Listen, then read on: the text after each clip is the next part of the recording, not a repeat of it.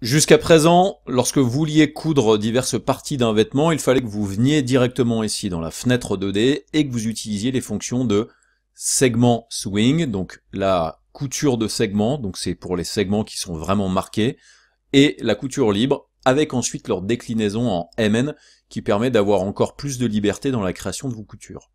Ensuite, on utilisait ici la sélection de couture, pour pouvoir éditer les coutures que l'on avait déjà faites. Donc dans la fenêtre 2D, c'était relativement simple, mais des fois un petit peu compliqué de comprendre ce qu'on faisait. Donc si par exemple je prends un segment swing, je pouvais venir ici, et ensuite sélectionner l'opposé là-bas, et normalement ça me fait la couture directement dans la fenêtre. Ensuite je le fais ici, et je viens ici, faire ma couture, et là ici la couture est faite correctement. Ensuite il fallait que je vienne là, j'aille faire la liaison là-bas, donc là c'est pas correct, et ensuite celle-ci, et ensuite celle-ci. Donc là, par exemple, j'ai une couture qui n'est pas dans le bon sens, donc je prenais ensuite cette fonction de sélection de couture, je venais sur la couture, et je faisais un reverse swing, et là, du coup, c'était bon. Ensuite, si je voulais supprimer des éléments, il fallait que je fasse clic droit, delete,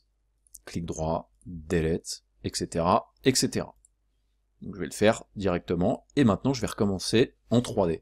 Puisque maintenant, si vous regardez dans la fenêtre 3D, il y a des icônes supplémentaires qui vont vous permettre de faire vos coutures directement dans la fenêtre, ce qui est des fois beaucoup plus simple.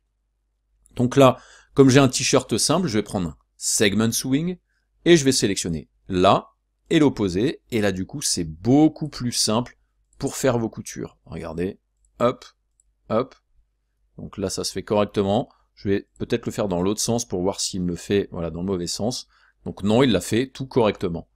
Et ensuite on a là aussi l'option d'édition qui va me permettre de faire clic droit, reverse swing par exemple, clic droit, reverse swing à nouveau, et je peux par exemple décider de faire un delete swing, ou alors vous avez pu remarquer qu'il y avait aussi la possibilité de faire un merge qui va souder vraiment les géométries. Alors je vais reprendre l'outil de sélection, donc il y a merge qui permet de souder les vêtements, il y a la possibilité de désactiver ou de cacher, donc c'est quand même assez pratique de pouvoir le faire directement ici dans la fenêtre 3D. Donc ensuite, pour les autres outils de couture, ça fonctionnera exactement de la même manière, on viendra cliquer directement ici dans la fenêtre. Donc maintenant, j'ai juste à faire la simulation de mon vêtement, donc je vais cliquer sur simulation, et là, mon t-shirt se colle directement sur mon personnage, donc c'est parfait. On va pouvoir du coup faire des petites modifications peut-être du fabric, donc je peux par exemple créer un nouveau fabric, ici.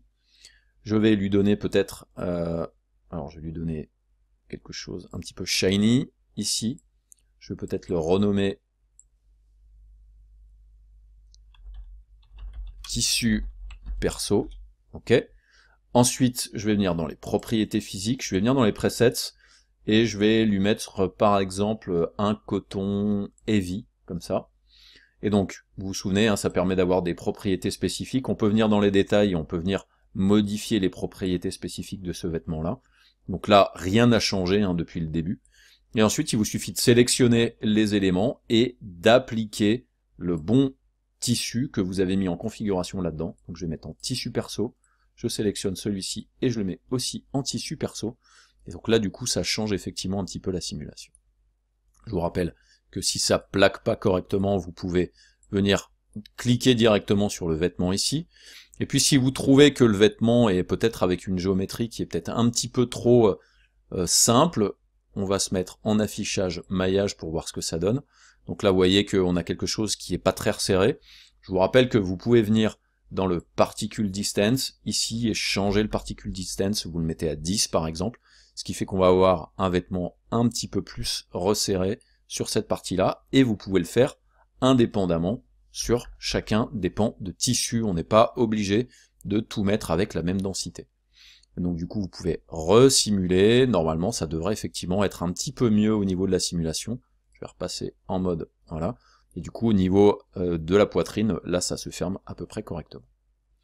Voilà, on a fait la première simulation en utilisant quelques nouveautés de Marvelous Designer 8, on va maintenant aller un petit peu plus loin.